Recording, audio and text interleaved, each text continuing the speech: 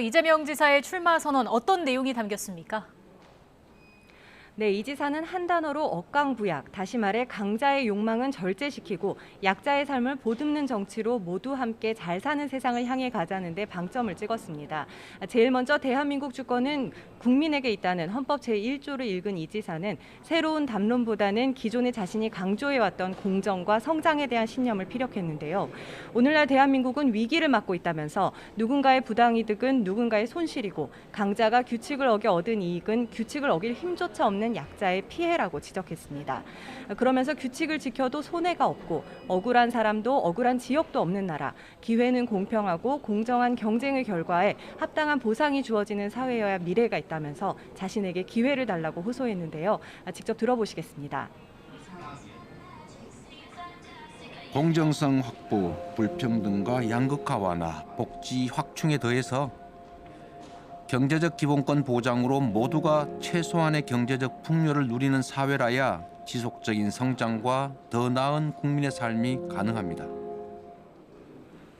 네, 이 지사의 출마 선언 영상은 14분가량입니다. 미리 만들어둔 영상을 유튜브와 SNS에 동시 공개하는 방식으로 출마 선언에 나섰는데요.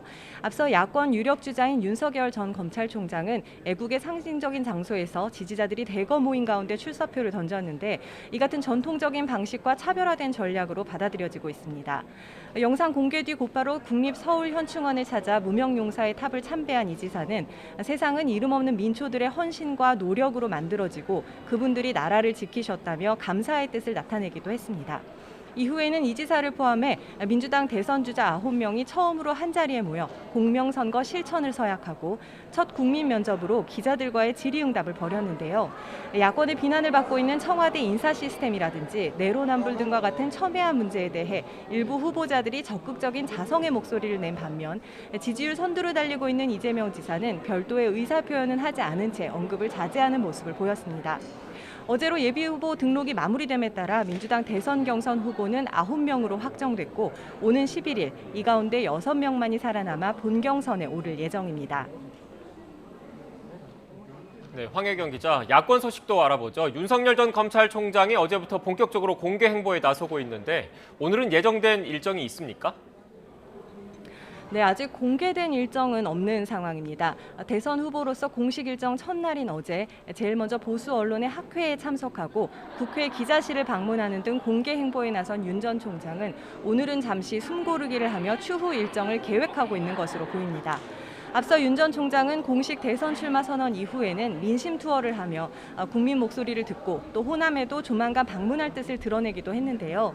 이와 함께 본격적인 캠프 구성을 위해 각계 인사들과의 비공개 접촉도 하고 또 그간 제안받은 정책에 대한 검토도 이루어질 것으로 보입니다. 이런 가운데 윤 전 총장의 부인 김건희 씨가 소위 엑스파일에 담긴 자신의 과거 사생활 의혹에 대해 누군가 소설을 쓴 거라며 직접 대응에 나선 게 논란이 되고 있는데요. 일각에서는 어차피 정면 돌파해야 할 문제라는 목소리도 있습니다만 출처가 불분명한 의혹에 대해 본인이 직접 대응한 게 과연 적절했느냐 하는 지적도 나오고 있습니다. 이와 관련해 국민의힘 홍준표 의원은 오늘 TBS와의 인터뷰에서 정치판에서 하기 어려운 이야기를 본인 입으로 물꼬를 텄기 때문에 진위를 놓고 국민이 집요하게 검증하려 들 것 아니냐며 치명적인 실수였다고 지적하기도 했습니다. 앞서 정미경 최고위원도 어제 CBS 라디오에서 응대하면 할수록 문제가 커진다면서 절대 응대해선 안 되고 또 윤 전 총장 측에서도 여의도 정치나 언론의 생리를 배워야 한다고 조언했습니다. 이에 대해 더불어민주당 윤호중 원내대표도 한마디 거들었는데요. 오늘 TBS와의 인터뷰에서 배우자가 이렇게 빨리 등판한 후보는 처음인 것 같다면서 오히려 직접 인터뷰하면서 전 국민이 알게 한 계기가 됐을 수 있다며 불리한 판단이라고 평가했습니다. 앞서 윤 전 총장은 어제 방송사와의 인터뷰에서 처가와 악연이 있는 사람들에 의해 오랜 기간 공격받고 정치 진영에서 악용했다면서 공직에 있으면서 이미 수도 없이 검증받은 문제라고 일축한 바 있습니다. 네, 국회 상황도 좀 알아보겠습니다. 어제 법사위에서 여당이 단독으로 손실보상법 등을 통과시켰는데 오늘 본회의에서 처리되는 겁니까?